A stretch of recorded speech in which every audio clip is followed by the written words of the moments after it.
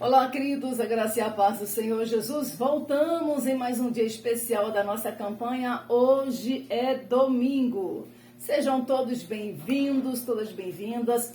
Vamos começar orando hoje, vamos começar nos apresentando ao Senhor. Eu não sei se hoje é o seu dia da consagração, mas se for, daqui a pouquinho você vai estar entregando o seu sacrifício ao Senhor. Então, vamos orar. Pai, em nome de Jesus, nos apresentamos diante do teu altar, pedindo que tu venhas com a tua mão santa e poderosa sobre nós, trazendo cativo o nosso entendimento, a revelação da tua palavra. Vai visitando agora mentes e corações, derruba por terra tudo aquilo que não vem de ti, todo espírito de incredulidade, toda falta de fé, que caia por terra na autoridade do nome de Jesus de Nazaré. Fale conosco, Espírito Santo, queremos ouvir a tua doce voz. Assim oramos e cremos em nome de Jesus. Amém? Entra na concordância aí, já vai digitando nos comentários, eu entro em concordância, pois a palavra do Senhor diz: o que ligarmos na terra será também ligado no céu.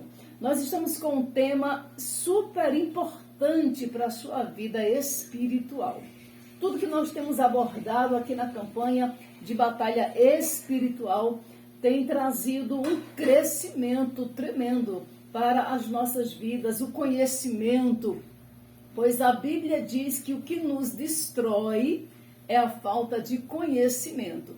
Quando não temos o conhecimento da palavra de Deus, então corremos o risco de perecer, de não avançar, de travar.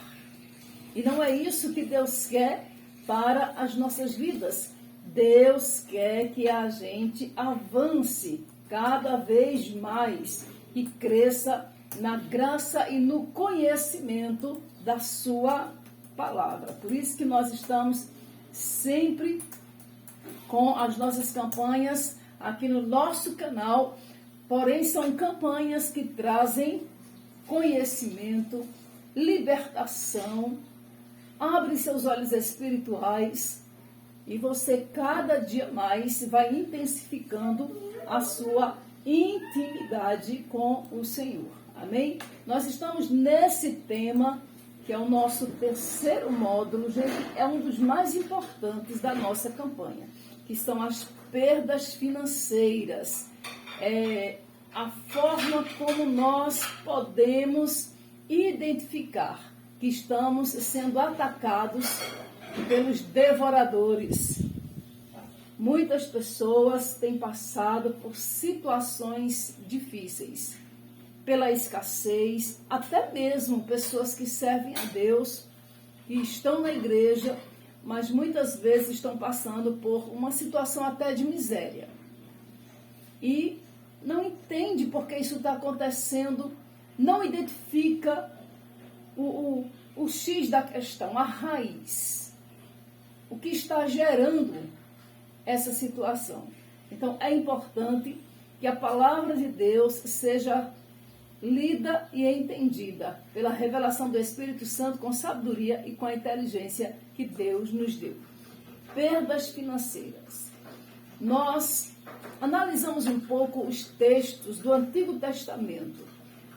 E dá para a gente perceber, gente, o quanto Deus é categórico quando ele trata desse assunto. Nós vamos deparar com muitos textos na palavra de Deus que nos traz todas as condições das bênçãos e das maldições.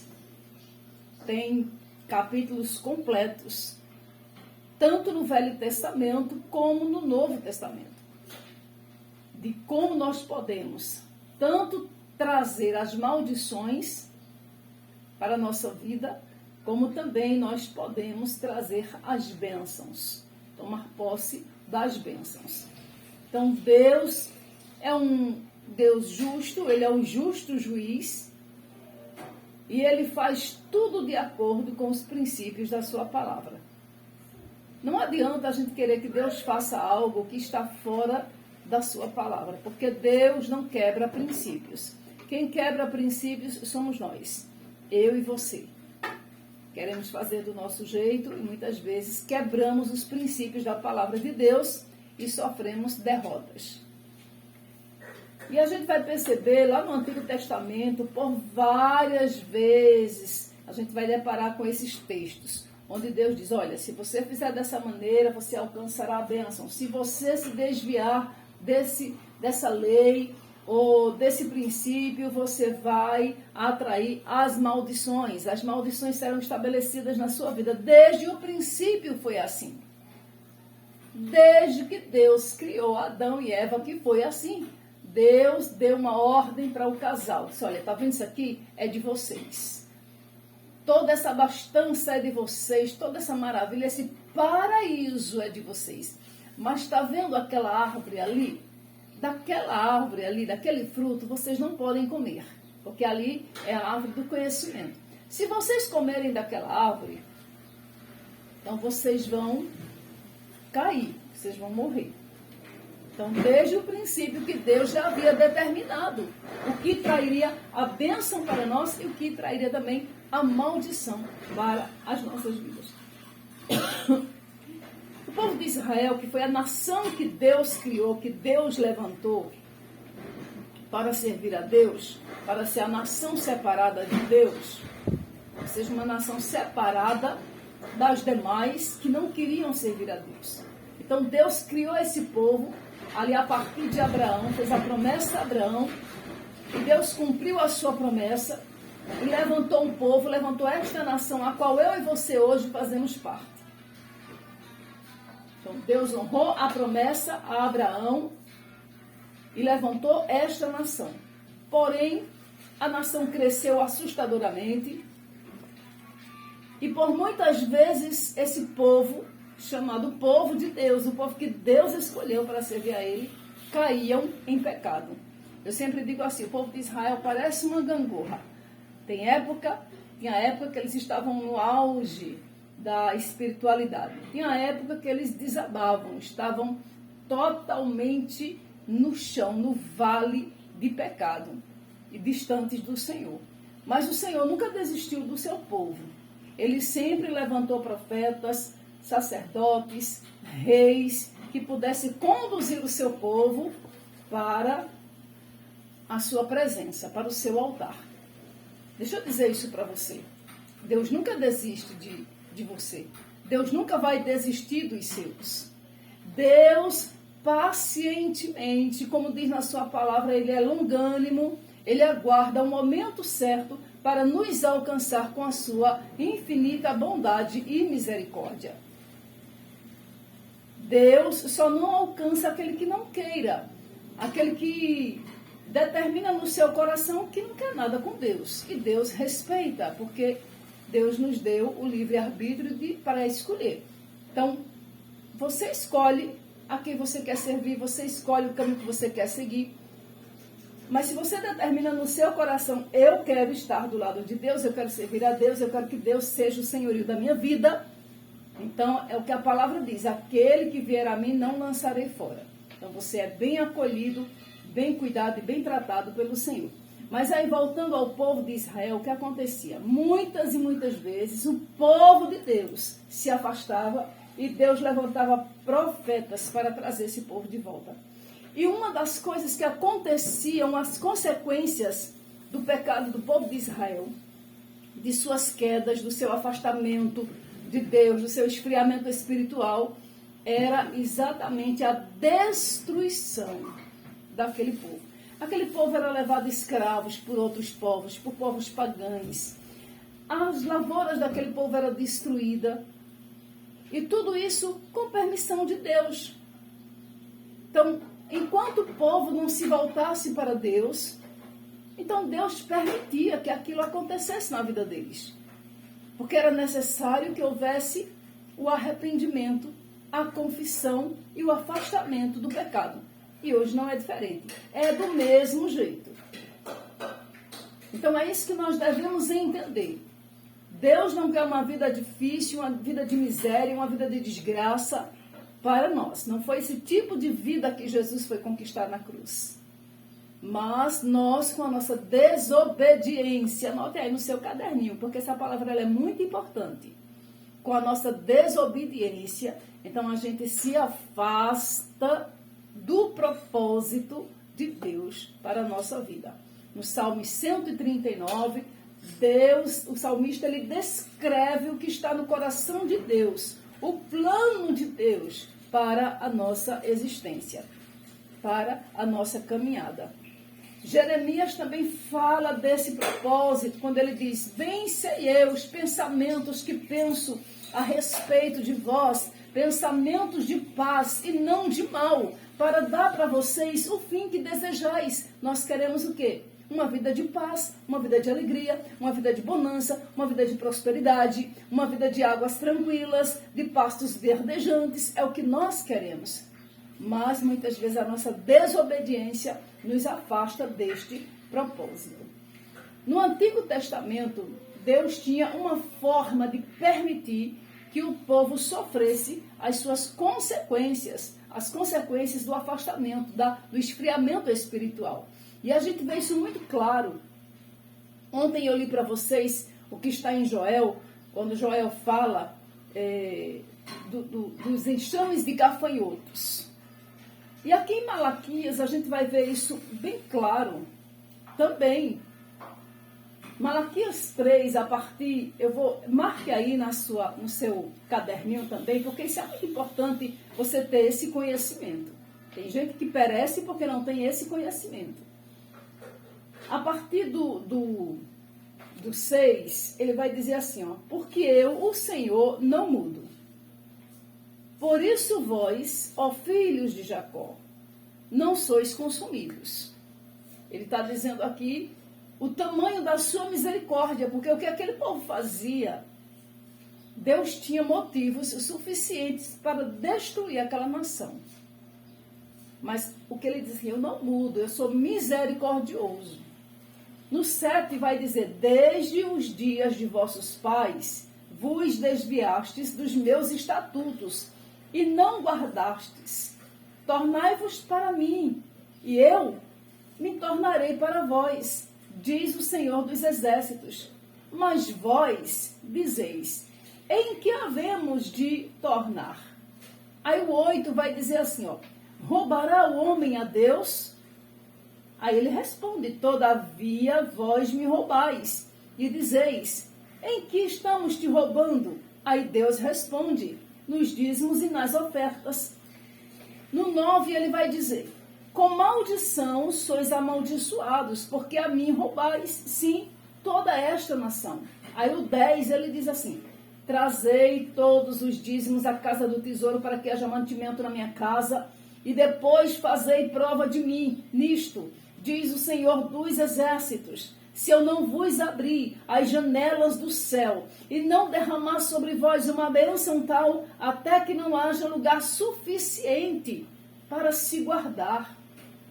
E por causa de vós repreenderei o devorador, e ele não destruirá mais os frutos da vossa terra, e a vossa vide no campo não será mais estéril, diz o Senhor dos Exércitos. E todas as nações vos chamarão bem-aventurados, porque vós sereis uma terra deleitosa, diz o Senhor dos Exércitos. Então ali Deus levanta o profeta Malaquias para profetizar para aquela nação e trazer para aquela nação a resposta de tudo aquilo que estava acontecendo na nação. A nação estava padecendo, a nação estava sofrendo, porque uma casta de devoradores, de gafanhotos, literalmente, isso aqui é literal, isso não é configuração. Literalmente, os gafanhotos invadiam as terras do povo de Deus e consumia toda a lavoura. Por isso que o povo padecia, o povo passava necessidade, o povo passava fome, e muitas vezes era necessário ir para outras nações, ser escravos de outras nações para não morrer. Vocês estão pegando aí? Estão entendendo como funcionava? Isso aqui é no Antigo Testamento. Isso aqui era na época da lei. Então, quando o povo desobedecia, essa maldição desses gafanhotos, ela não era mandada pelo diabo. Ela vinha naturalmente. permitida pelo Senhor. Então, esses gafanhotos invadiam a terra e consumiam todas as lavouras. Nós temos ainda outros exemplos de outra forma de que o povo de Israel padecia também, que era quando os midianitas invadiam a terra e roubavam toda a lavoura da época, toda a colheita era roubada. Então, de várias maneiras, eles sofriam as consequências do seu pecado. E Deus permitia, porque era uma escolha deles. Eles queriam viver dissolutamente, queriam viver longe do Senhor. E Deus havia levantado aquela nação para um propósito. Deixa eu dizer isso para você. Você foi criado para um propósito. Você foi formado para um propósito. E quem foge do propósito somos nós. Eu fugi do meu propósito por muito tempo. Foi bom? Não foi. Eu sofri? E muito. Então, quem foge do propósito sofre as consequências. E Deus permite porque foi uma escolha nossa. Então, esses gafanhotos, eles são classificados em várias etapas. Eu falei para você que a gente ia falar um pouco disso para você entender. É necessário que você compreenda um pouco dessa história para que a gente possa chegar no X da questão. Para que a gente possa falar nos gafanhotos atuais, que ainda estão agindo, só que agora de forma diferente. Já não é mais os gafanhotos da natureza, não são mais os bichinhos, os besouros. Mas que ele continua agindo na minha e na sua vida, só que de uma outra forma, e é o que a gente vai ver mais na frente. Eu falei para vocês que a gente ia gastar uns 3 dias, mais ou menos, só nesse tema, porque esse tema ele é tremendo e ele vai trazer muita clareza na sua mente, vai trazer conhecimento. Você nunca mais vai poder dizer assim: eita, o devorador está nas minhas finanças. E se você falar isso, você vai dizer: está porque eu quero. Porque eu já aprendi como não permitir que eles cheguem às minhas finanças. Está pegando aí? Aleluia. As fases dos gafanhotos. Ele começa como cortador. São exatamente o que nós lemos em Joel. Ele começa como um cortador, que é uma largata. Então, ele aparece 3 vezes na palavra de Deus, ele é citado por 3 vezes na palavra de Deus. Essa largata, ela age como uma roedora. Ela vai descamando a lavoura e ela vai cortando as folhas e cortando o fruto. E ela vai roendo ali, vai roendo completamente. E, infelizmente, o agricultor perde a sua lavoura, porque elas ficam impregnadas nas plantas. Ela é uma largata. Eles ficam ali, sugando, roendo a plantação. Essa é a primeira fase do gafanhoto. Na segunda fase é o migrador. Então, esse gafanhoto, ele está na fase de crescimento. E esse anda em bandos. Então, quando eles invadem a lavoura, eles vêm em bandos. Esse tipo de gafanhoto é citado 24 vezes na Bíblia. Veja como isso é tremendo. Veja como eles... E Deus permitia, porque era o pecado do povo. O povo não queria se arrepender, então Deus deixava. Então, ele é citado 24 vezes na palavra de Deus. Então, quando eles vinham, eles andavam de cidades em cidades, de lavouras em lavouras. Andavam em bandos. Então, quando eles invadiam aquela lavoura, não sobrava nada. Eles comiam tudo, devoravam tudo. Outra classe é o locusta, que é outro devorador. Que é a terceira fase do gafanhoto. Já é uma fase adulta. Já é uma fase de produtividade. Então, como que ele age? Ele coloca seus ovos ali nas lavouras, né? Ou seja, é a chocadeira, né? Eles chocam os ovos ali nas lavouras. E aqueles ovos, eles vão crescendo, vão se produzindo, e ali mesmo eles já começam eles soltam uma substância e aquela substância já vai destruindo ali também a lavoura. Gente, isso é muito, muito tremendo, aprender isso. Porque a gente ouve dizer, né? Porque o devorador vai chegar, porque o devorador vai devorar, porque o devorador vai destruir. Mas muitas pessoas não entendem por que eles estavam ali, por que eles se alojavam ali. E por que Deus permitia? Exatamente por causa do esfriamento espiritual do povo de Deus. Então, esses ovos, eles iam crescendo, se reproduzindo, e eles devoravam também completamente ali toda a produção de lavoura em questão de minutos. De minutos. E a quarta fase, o destruidor, que é o pulgão. Essa palavra, ela também é usada várias vezes na palavra de Deus. E esse pulgão também é uma espécie de ovos que eles vão destruindo toda a folhagem da lavoura. Veja como eles agem. Então, eles sempre vão estar presentes ali na lavoura para destruir, para devorar. Então, essas 4 classes de gafanhoto, aliás, de fases do gafanhoto, veja que em todas as fases do gafanhoto, eles trabalham para devorar. Então, era exatamente desse jeito que eles agiam, porque o povo se distanciava de Deus. Então, você está aprendendo aqui que esse devorador que é citado em Joel, que é citado em Malaquias, ele era literalmente, eles eram enxames de gafanhotos. Ou seja, da própria natureza, ali Deus permitia que o povo sofresse as consequências do seu pecado. Então, a gente vai começar a trazer isso para o Novo Testamento, ou seja, para a igreja contemporânea, para a igreja da graça, porque muita gente diz assim, isso não existe mais não.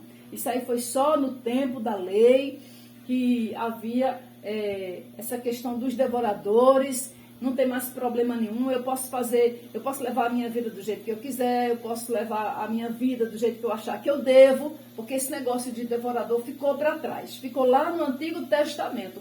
É exatamente aí onde a gente se engana. É exatamente nessa nova fase da igreja que nós temos que ter ainda mais cuidado de não permitir que Satanás venha colocar ideologias ou filosofias em nossa mente, menosprezando os princípios da palavra de Deus e sofrendo consequências e se perguntando, meu Deus, por que eu estou passando por isso? Então, é muito importante o entendimento, gente, da palavra de Deus. Nós vamos ver, a partir de amanhã, os gafanhotos atuais. Onde eles estão atuando, como eles agem na nossa vida e as consequências que eles trazem para nós. A partir de amanhã, nós vamos estar tratando de alguns pontos que é muito importante. Se eu fosse você, eu não perderia de forma alguma essa parte da campanha.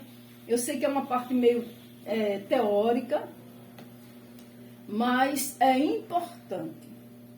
É muito importante, porque é o conhecimento que vai abrir nossos olhos para não sermos enganados e para não sofrermos as consequências, hoje de forma diferente, que o povo sofria, no povo de Israel, né? Mas que não deixa de ser consequências ruins e terríveis.